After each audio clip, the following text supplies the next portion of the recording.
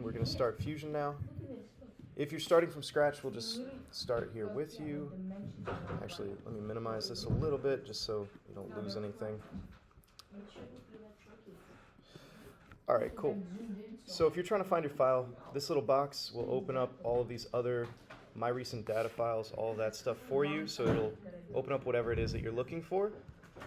If you want to open your file by name, you can do that as well with file open, if you know the name. But starting from scratch, for anybody who feels like they need to start this whole thing, we're doing a circle. I find it easiest to go from the center, and then it's a 45mm driver. Don't worry about it. You can just watch along, and then I'll go through it with you. So we finished this sketch, and we're going to extrude it. We're going to go 10mm. Everything here should be millimeters. If it's not, you can go into document settings. It'll be right here, and you can edit it from there. If you're searching for anything, you type S, and you can search, and it'll also take you to shortcuts. Now the next thing will be offsetting a plane. So we grab this, and we go 10mm out. And now we can either right-click and select from here, or we can just hit Create Sketch. Come into Create, go to Rectangle, Center Point Rectangle. Again, going to the center point.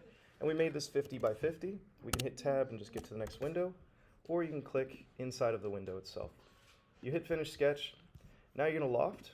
A loft command is just going to explain itself here, but if you have a shape or a profile, and you're going to another one, you can grab that shape, you can grab that profile, and they'll loft. You just want to make sure that when you're selecting, you see these things go on edge to where you want them, and you hit OK.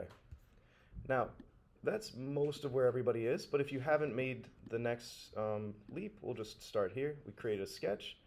You want to subdivide this. So remember that delta, that's going to be the middle. You go to the other side. We're subdividing this surface just into equal parts. And then we're coming over here and we're going to make one other diagonal because that's going to be helpful as well. So we're going to talk about a few modifiers and a few constraints. So if I make a circle of any size, I think we said it was 5mm, and I want this thing to be on this line. Easiest way for me to do that is to make it coincident. Now that means it's on this line, but it's anywhere on this line for however far it goes.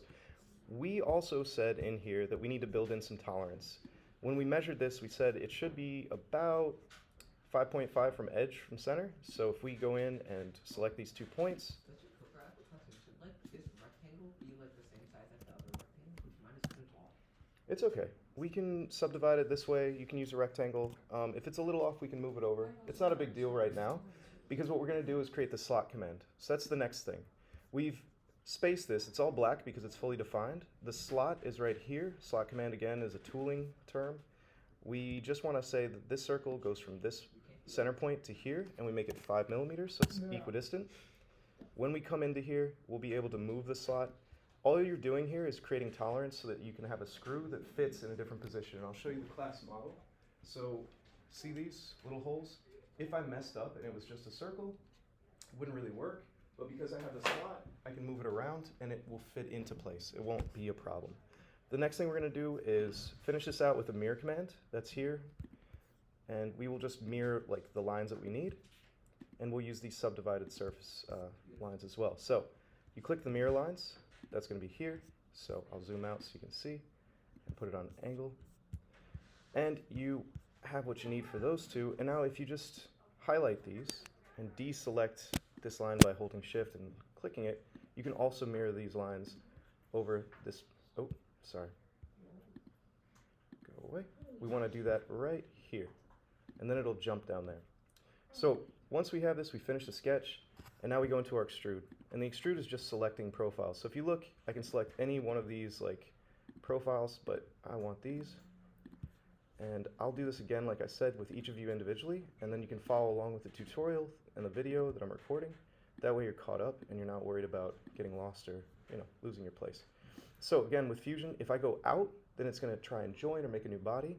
If I go back, it's going to try and cut. So we'll just go back.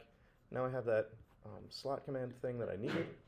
I'm going to make one more line for mirroring, and this again is also included in the video on Canvas. But if I go into the line command, we're going to do something similar, but I'm just going to make a line here, and I'm going to use these constraints to help. So if I make this thing horizontal, this is called the horizontal vertical. It just means that if this line right here is anywhere, it will always be horizontal.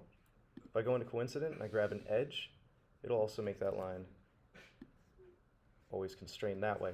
Now, I want to define this by saying that it's 6 millimeters, so that way I know exactly where it is in space. It's not fully defined now because it doesn't know how far away it is from here, but if I go over this delta, then it goes fully defined because it knows it's always going to be in the middle of that line.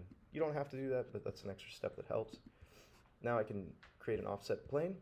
I find it easier, you don't have to do this, but I find it easier to hide all bodies. That way I'm not confused because it'll pull things. Come over to here, I'll select a plane, and for the first time we're not going to a distance, but rather an object. So you want to make sure that you select inside of this window, object.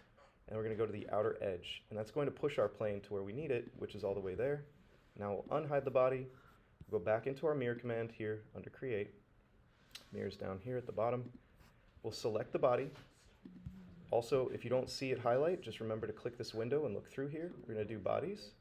And then for the mirror plane, we're going to select this mirror, and then we have our object, and we're done.